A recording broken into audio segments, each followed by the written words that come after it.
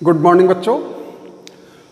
बच्चों 9th class की physics में आज हम लोग पढ़ेंगे एक नया टॉपिक जो कि काफ़ी इम्पोर्टेंट है। इसके पहले हम लोग पढ़ चुके हैं एक चैप्टर जो लास्ट वाला था मोशन नाम का। उसमें हमने पढ़ा था कि किसी पार्टिकल के मोशन से रिलेटेड जो फिजिकल क्वांटिटी होती हैं, जैसे कि डिस्प्लेसमेंट आपने पढ़ा होगा, वेक्टर पढ़ा है, वेलोसिटी पढ़ी है, एक्सेलरेशन पढ़ा है। तो इसमें जितनी भी ये फिजिकल क्वांटिटी हैं, ये सारी क्वांटिटी में टाइम के साथ साथ होने वाले जो चेंज होते हैं उसकी स्टडी हम लोगों ने की थी। मेरी बात समझा कि नहीं? जो कुछ भी आपने इसके लास्ट वाले टॉपिक में पढ़ा था, मोशन वाले टॉपिक में, जैसे कि फिजिकल क्वांटिटी आपने डिस्प्लेसमेंट पढ़ी थी, वेलोसिटी पढ़ी थी, एक्सेलरेशन था, तो ये जितनी भी क्वांटिटी हैं, तो इन सभी क्वांटिटी में टाइम के साथ जो चेंजेस होते थे उसके बारे में हम लोग पढ़े हैं। आपने देखा होगा कि अलग अलग आपने ग्राफ प्लॉट किए थे, एक्सेलरेशन का है, वेलोसिटी का है, तो इन सब के जो ग्राफ आपने प्लॉट किए थे वो टाइम के साथ में किए थे, यानी टाइम के साथ में हमने होने वाले चेंजेस के बारे में जानकारी हासिल की थी। लेकिन ये टाइम के साथ में ये किस तरीके से चेंज होते हैं, किस वजह से चेंज होते हैं, इस पर कोई विचार नहीं किया गया। तो इस चैप्टर में, ये जो नया चैप्टर आपका है force and laws of motion, इस चैप्टर में हम अपना ध्यान इसी बेसिक क्वेश्चन पर फोकस करेंगे कि ये जो चेंजेस हुए टाइम के साथ में, वेलोसिटी के, डिस्प्लेसमेंट के, एक्सेलरेशन के, ये किस वजह से हुए। तो बच्चों, किसी पार्टिकल की या किसी बॉडी के मोशन के को प्रभावित करने वाले जो दो फैक्टर होते हैं वो हैं, सबसे पहले एक तो है फोर्स और दूसरा है मास। यानी किसी भी बॉडी या किसी भी पार्टिकल के मोशन को इफेक्ट डालने वाले दो फैक्टर कौन कौन से हैं? फोर्स और मास। तो सबसे पहले आज हम लोग फोर्स की बात करेंगे और आपका ये जो सिलेबस है इस टॉपिक में जो आपको पढ़ना है, जो टॉपिक पढ़ने हैं वो है इस तरीके से, जैसे कि force, Newton's 3 laws of motion, inertia, conservation of momentum. इन टॉपिक्स के बारे में हम लोग जो है इसमें बातचीत करेंगे आपस में। कुछ तुम लोग भी जो है बातचीत करना, 8th क्लास में बहुत सारे ऐसे टर्म्स आपको मिले होंगे कि जिसके बारे में आपने सीखा होगा, सुना होगा, लेकिन कायदे से सोचा नहीं होगा। अब जैसे जैसे आपकी क्लास बढ़ती जाएगी वैसे वैसे हम लोग कुछ और इसके बारे में जानने की कोशिश करेंगे। कुछ और चीज़ें जो आप लोग केवल अभी तक सुने ही हो, वो उसके बारे में गहराई तक अभी तक नहीं गए हो, अब हम लोग धीरे धीरे आगे बढ़ेंगे। तो सबसे पहला इसमें टॉपिक है फोर्स का। तो सबसे पहले देखिए फोर्स।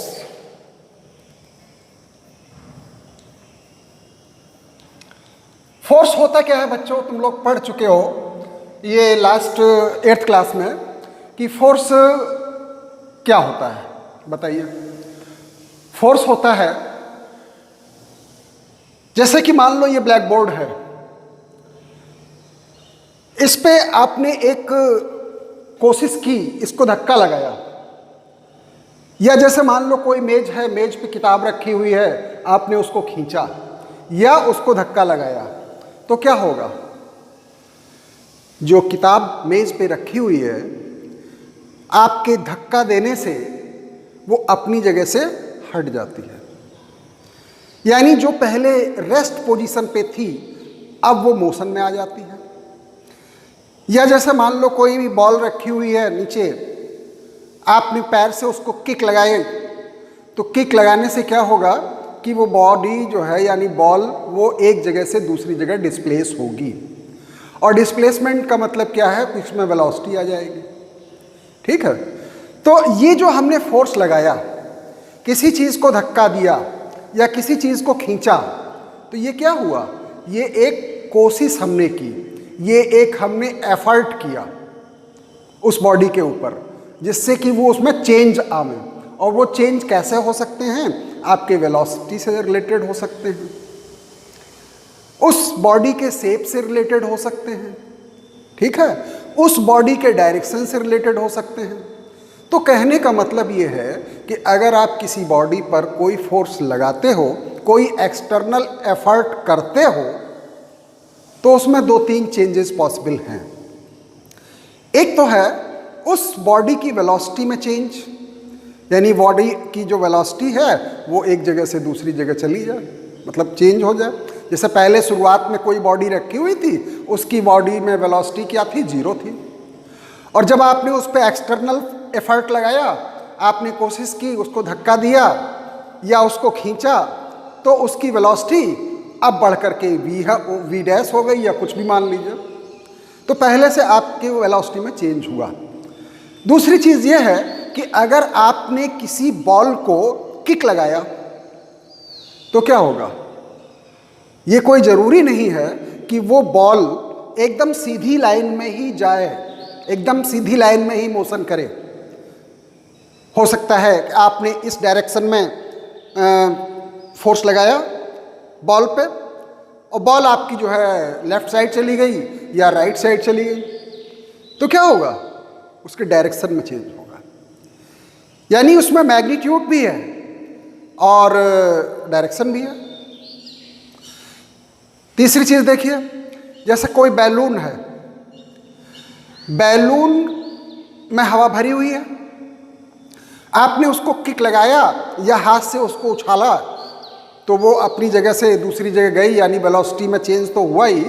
साथ में आप देखिए कि जब बैलून उड़ता है तो कुछ समय के बाद अगर उसमें से कहीं लीकेज हो गया, एयर का, हवा कहीं से जो है निकल रही है, तो वो जो बैलून पहले जैसा था अब उसमें चेंज आएगा, सिकुड़ जाएगा, अब उसकी शेप में चेंज आ जाएगा। तो कहने का मतलब यह है कि फोर्स लगाने से किसी भी बॉडी की वेलोसिटी में चेंज होता है, उसके डायरेक्शन में चेंज होता है और उसके शेप में चेंज होता है। तो इसकी डेफिनेशन क्या बन गई, any external force in the form of push और पुल, पुश और pull, in the form of push and pull, force is, जिसकी वजह से अब क्या होगा, caused an object to change its velocity और शेप और डायरेक्शन। तो एनी एक्सटर्नल, तो अब इसकी डेफिनेशन क्या बन गई फोर्स की, any external effort,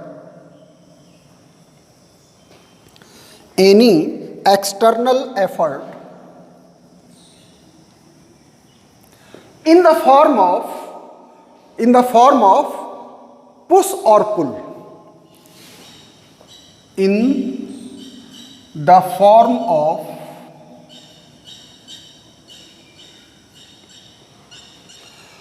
push or pull, ठीक है, push or pull, that can cause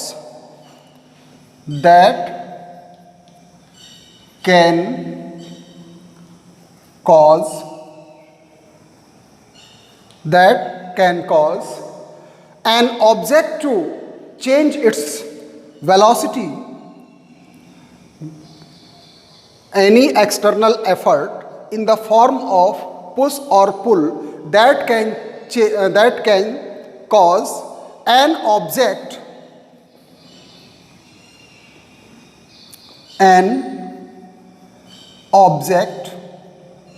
to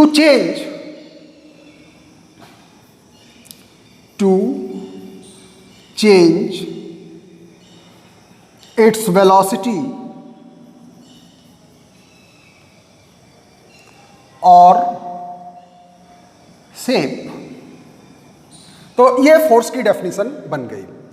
तो फोर्स क्या है, फोर्स पुश या पुल है, जो कि हम एक एक्सटर्नल एफर्ट लगाते हैं किसी भी बॉडी में, और किस रूप में, या तो पुश के रूप में या पुल के रूप में, जिसकी वजह से उस बॉडी में चेंज होता है, किस चीज़ का, वेलोसिटी का या उसके शेप का, ठीक है। तो दिस इज द फोर्स। तो फोर्स कि ये कैरेक्टरिस्टिक हैं, कौन कौन से कैरेक्टरिस्टिक हैं, एक तो वेलोसिटी में चेंज, दूसरा शेप में चेंज, तीसरा डायरेक्शन में चेंज। तो एफर्ट ऑफ फोर्स, तो इसके इफेक्ट्स क्या हैं? इफेक्ट्स लिख लीजिए। इफेक्ट ऑफ फोर्स, कौन कौन से इसके इफेक्ट हैं? तो पहला है it can change, it can change the speed of a body, the speed of a body. एक तो इफेक्ट ये होता है फोर्स का, it can change the speed of a body, किसी बॉडी की स्पीड में चेंज करना। दूसरा है it can change, it can change the direction. Direction भी तो चेंज हो जाता है ना, आपने बॉल को किक लगाई और बॉल जो है किसी दूसरे डायरेक्शन में चली गई। It can change the direction. फिर ठीक है, फिर उसके बाद में है शेप में चेंज, तो it can change, it can change the shape of the body, the shape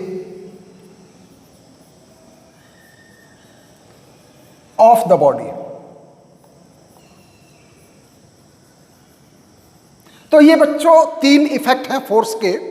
एक तो स्पीड को चेंज कर सकता है ये फोर्स, दूसरा इसके डायरेक्शन को चेंज कर सकता है, और तीसरा शेप को चेंज कर सकता है। ठीक है, तो ये डेफिनेशन हो गई फोर्स की। अब हम लोग जानेंगे कि तो अब देखिए फोर्स में मैग्नीट्यूड होता है और डायरेक्शन भी होगा। तो इसका मतलब क्या है कि फोर्स जो है एक वेक्टर क्वांटिटी हुई। ठीक है, वेक्टर और स्केलर के बारे में तो पढ़ा होगा आपने, नहीं उसमें प्रीवियस चैप्टर में नहीं पढ़ा होगा, तो फिर अभी हम लोग पढ़ाएंगे आगे चल करके। जैसे अभी इसके लास्ट वाले टॉपिक में क्वांटिटी के बारे में मैं बता रहा था, मैंने ही खुद बताया था आप लोगों से कि जो क्वांटिटी में जिसमें मैग्नीट्यूड केवल होता है वो आपकी स्केलर क्वांटिटी होती है, और जिसमें मैग्नीट्यूड के साथ साथ डायरेक्शन भी होता है वो वेक्टर क्वांटिटी कहलाती है। ठीक है, तो अगर आप लोगों ने ना पढ़ा हो तो वो इतना जान लीजिए, मैग्नीट्यूड का मतलब होता है कि एक अमाउंट, और डायरेक्शन का मतलब जानते ही हो कि किसी एक डिफरेंट डायरेक्शन में। ठीक है, ये वेक्टर क्वांटिटी है। तो force is a vector quantity. अब हम लोग जानेंगे इसकी यूनिट्स के बारे में। तो अब आगे इसको लिख लीजिएगा डेफिनेशन, फिर हम लोग लिखेंगे यूनिट क्या होती है इसकी। मिटा देता हूं इसको।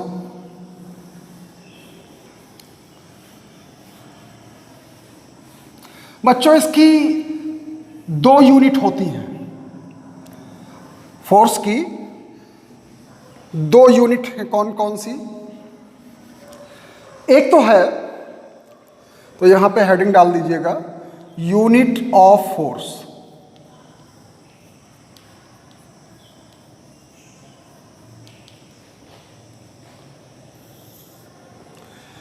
इसमें सबसे पहले है एब्सोल्यूट यूनिट, एब्सोल्यूट यूनिट।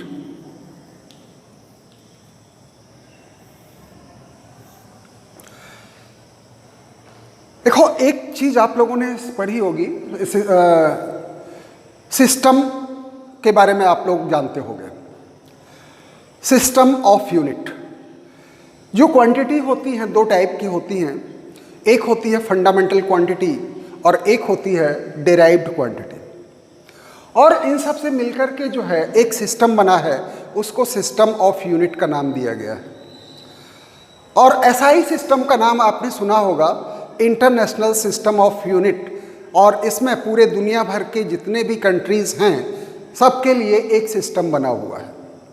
तो उस सिस्टम में जो एब्सोल्यूट यूनिट होती है फोर्स की, वो होती है न्यूटन। तो in SI system,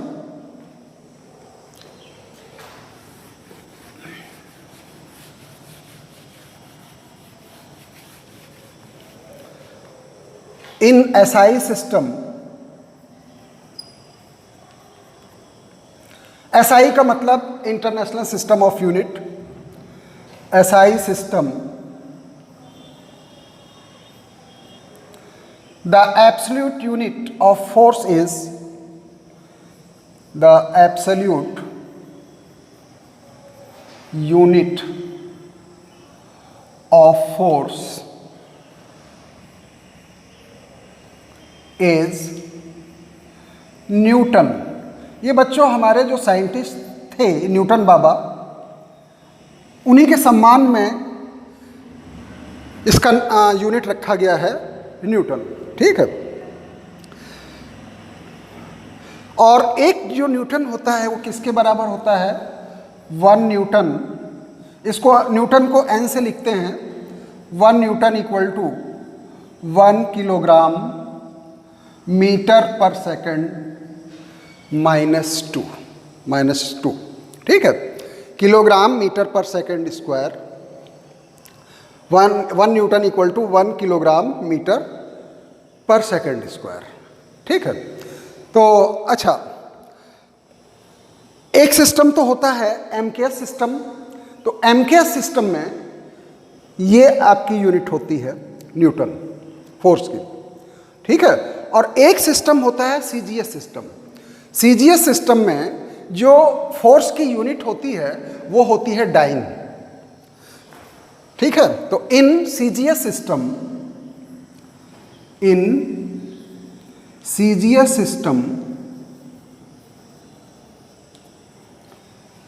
the unit of force, ये एब्सोल्यूट की बात चल रही है अभी तक, द यूनिट ऑफ फोर्स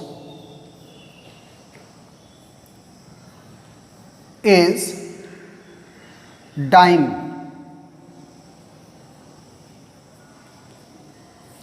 ये चुड़ैल भूतनी वाली डाइन नहीं है, ये नाम रखा गया है इसका CGS सिस्टम में फोर्स का, ठीक है। तो चुड़ैल और डाइन ये सब मत समझिएगा। तो इसमें जो है एक डाइन किसके इक्वल होगा? अब चूंकि CGS सिस्टम है तो CGS सिस्टम में किलोग्राम को हम लोग लिखते हैं ग्राम, मीटर को लिखते हैं सेंटीमीटर, और सेकंड का तो सेकंड ही रहता है। तो ये आपकी डाइन की वैल्यू CGS सिस्टम में हो गई, ठीक है। अच्छा, अब एक रिलेशन भी होता है कि न्यूटन और डाइन में क्या रिलेशन है, यानी इसको ऐसे कह सकते हो कि न्यूटन कितने डाइन के बराबर होता है। तो यहाँ पे एक रिजल्ट लिखिए, 1 न्यूटन इक्वल टू 10 की पावर 5 डाइन, ठीक है बच्चों। देखो, जैसा कि आप जानते हो कि 1 किलोग्राम में कितने ग्राम होते हैं, तो आप बता सकते हो कि 1 किलोग्राम इक्वल टू 10 की पावर 3 ग्राम। ये जानते हो ना, ये मास की यूनिट है MKS सिस्टम में, ये मास की यूनिट है CGS सिस्टम में। इसी तरीके से फोर्स की यूनिट होती है न्यूटन MKS सिस्टम में, और CGS में डाइन होती है, ठीक है। तो 1 न्यूटन बराबर 10 की पावर 5 डाइन के। तो ये कभी कभी जैसे आपको कन्वर्जन की ज़रूरत पड़ेगी तो आप लोग इसको यूज़ कर सकते हो। अब बच्चों एक दूसरी यूनिट भी है इसकी, और वो है ग्रेविटेशनल यूनिट। तो अब हम लोग जो है ग्रेविटेशनल यूनिट की बात करते हैं, तो ये नोट कर लीजिएगा, इसको मिटा देते हैं, तब ग्रेविटेशनल यूनिट हम लोग पढ़ते हैं, उसके बारे में जानते हैं। चलिए मिटा देते हैं। तो दूसरी यूनिट जो होती है फोर्स की वो है gravitational unit.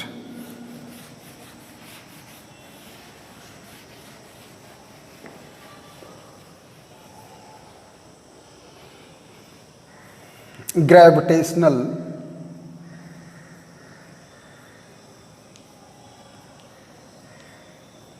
Unit,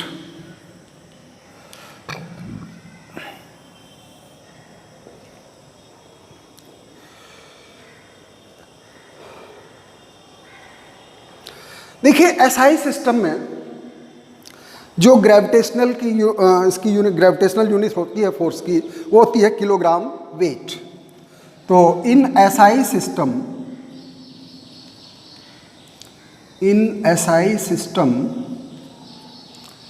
the gravitational unit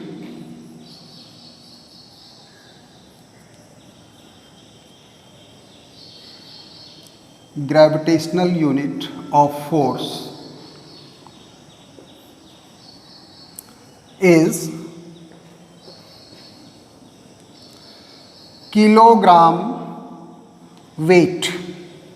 ठीक है, किलोग्राम वेट, या हम इसको कहते हैं किलोग्राम फोर्स। किलोग्राम वेट भी कहते हैं और किलोग्राम फोर्स भी कहते हैं।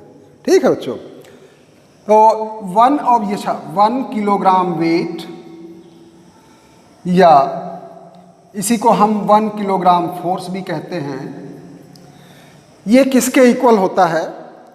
ये होता है भाई, मास है 1 kg, सब हम 1 ही ले रहे हैं, तो 1 kg, अच्छा,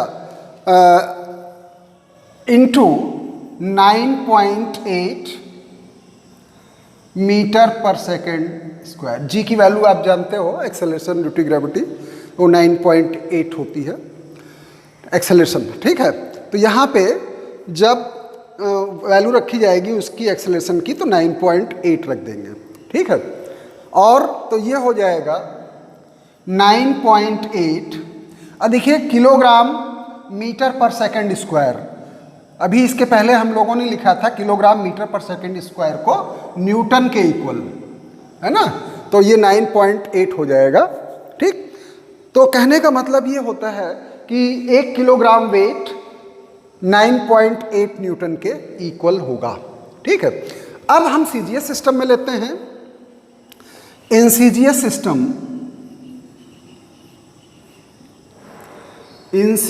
सिस्टम इसके क्या हो जाएंगे यूनिट? इसको किलोग्राम की जगह हम लिख लेंगे ग्राम वेट, तो 1 ग्राम वेट, यहाँ पे ऊपर लिखा था 1 किलोग्राम वेट, यहाँ पे हम लोग लिख लेंगे 1 ग्राम वेट, या 1 ग्राम फोर्स। ठीक है, तो 1 ग्राम फोर्स ये कितना हो जाएगा? 1 ग्राम इंटू 980 मीटर और सेंटीमीटर पर सेकेंड स्क्वायर, सब सीजीएस में चलेगा। ठीक है, तो 1 ग्राम इंटू 980 सेंटीमीटर पर सेकेंड स्क्वायर, तो ये हो जाएगा 980। अच्छा, यहाँ पे सीजीएस सिस्टम में यूनिट क्या थी? डाइन, तो यहाँ पे लिख लेंगे डाइन, 980 डाइन। तो ये बच्चों ग्रेविटेशनल यूनिट हो गई। ठीक है, तो फोर्स की यूनिट और फोर्स के जो एब्सोल्यूट यूनिट और ग्रेविटेशन यूनिट के बारे में हम लोग जाने। अब बात बच्चों एक आती है कि फोर्स लगाने पे बॉडी में चेंज होना चाहिए, लेकिन ये बताइए, 1 मिनट जरा इसको रब कर दें तो फिर आगे बात करें।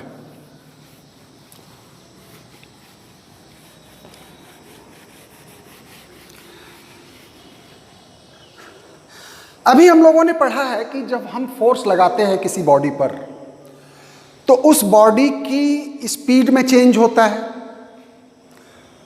शेप में चेंज होता है, डायरेक्शन में चेंज होता है। अब जरा आप इस ब्लैक बोर्ड को धक्का लगाइए खूब कस के, इसको पुश करिए, तो क्या इसकी वेलोसिटी में चेंज हो रहा है? जबकि आप फोर्स तो लगा रहे हो ना, फोर्स लग रहा है, लेकिन ये दीवार अपनी जगह हटी नहीं, वहीं की वहीं खड़ी हुई है, तो क्या आप फोर्स नहीं लगा रहे हो? फोर्स लग रहा है। ठीक है, जितना फोर्स हमने इस पर लगाया दीवार पर, उतना ही फोर्स हमको अपोजिट से मिल रहा है, दूसरी तरफ से भी मिल रहा है। तो होता क्या है कि जितना हमने लगाया उतना ही अगले ने लगाया, तो बॉडी वहीं पर रुकी रही।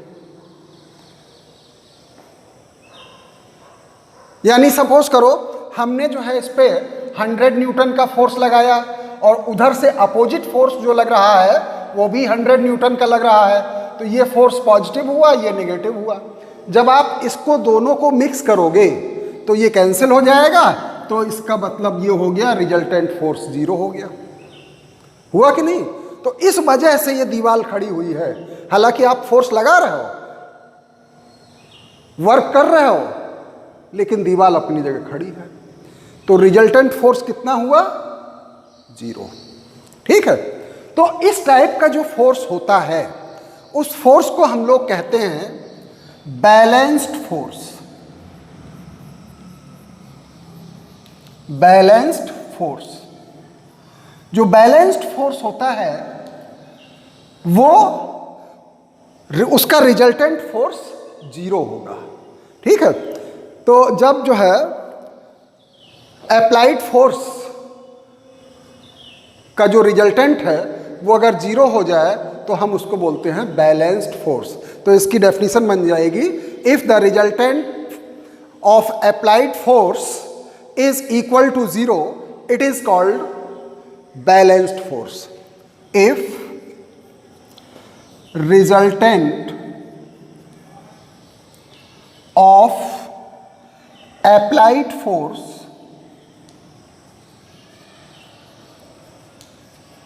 is if resultant of applied force is equal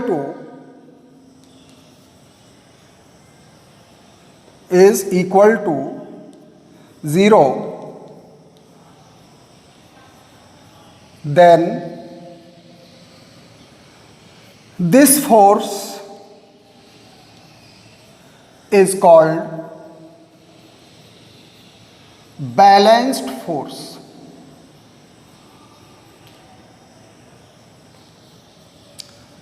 ठीक है।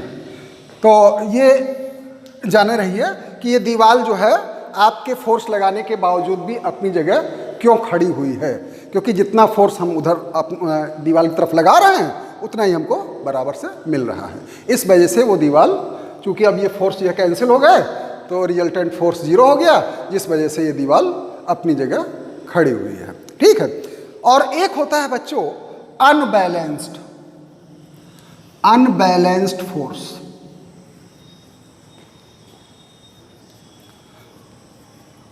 इसमें क्या होता है कि रिजल्टेंट फोर्स 0 से ज्यादा होता है, जिसकी वजह से बॉडी की चेंज जाते रहते हैं। ठीक है। तो if the resultant of applied force are greater than 0, then this force is called unbalanced force.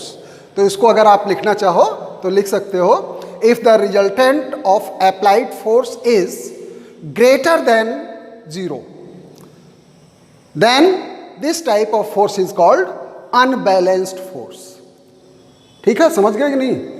ये अपने आप लिख लीजिएगा, if the resultant of applied force is greater than 0, वो वहां इक्वल है, अभी इसमें आ जाएगा greater than this force is called unbalanced force. तो बच्चों आज जो है हम लोगों ने थोड़ी बातें सीखी फोर्स के बारे में, और इसके बाद में हम लोग जो आगे पढ़ेंगे वो लॉज ऑफ मोशन से रिलेटेड पढ़ेंगे। जो न्यूटन साहब थे उन्होंने मोशन के 3 लॉ बताए थे, तो उन्हीं तीनों लॉ के बारे में अब हम लोग बारी बारी से पढ़ेंगे। तो आज इतना ही बच्चों, तैयार करो। Thank you.